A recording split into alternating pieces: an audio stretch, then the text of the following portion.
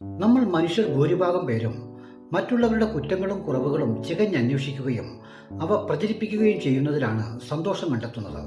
എന്നാൽ മറ്റുള്ളവരുടെ നന്മയും അവരുടെ ഉയർച്ചയും നമ്മൾ സന്തോഷിക്കുകയോ മറ്റുള്ളവരോട് പറയുകയോ ചെയ്യുക പോലുമില്ല. തന്നെയുമല്ല, നമ്മളുടെ കുറ്റങ്ങളും കുറവുകളും എന്താണെന്ന് ഒന്ന് സ്വയം വിമർശനം നടത്താൻ നമ്മളൊട്ട് സമയം കണ്ടെത്താറുമില്ല. അത് മനുഷ്യൻ്റെ ഒരു പ്രത്യേകതയാണ്. ഇത് തന്നെയാണെന്നേ മതങ്ങളും മതവിശ്വാസികളും ചെയ്തു കൂട്ടുന്നത്. മറ്റുള്ള മതങ്ങളിലെ കുറ്റങ്ങളും കുറവുകളും തീർക്കാനാണ് ഓരോ മതങ്ങളും ശ്രമിക്കുന്നത്. അതുപോലെ തന്നെ മതവിശ്വാസികൾ ചെയ്യുന്നതെന്താ? നമുക്ക് കഷ്ടപ്പാടും ദുരിതങ്ങളും വരുമ്പോൾ ദൈവത്തോട് കരഞ്ഞ് കേണപേക്ഷിക്കും. എന്നാൽ കാര്യങ്ങൾ നടന്നു കഴിയുമ്പോൾ ദൈവത്തോട് ഒരു സ്തുതി പറയാൻ ഈ കൂട്ടർ തയ്യാറുമാകുന്നില്ല. എല്ലാം തമ്മിൽ പൊരുത്തക്കേട്. എന്താണിങ്ങനെ? എവിടെയാണ് വിശ്വാസങ്ങളും ആചാരങ്ങളും അനുഷ്ഠാനങ്ങളും കുടികൊള്ളുന്നത് എന്ന് എനിക്ക് ഇപ്പോഴും മനസ്സിലാകുന്നില്ല.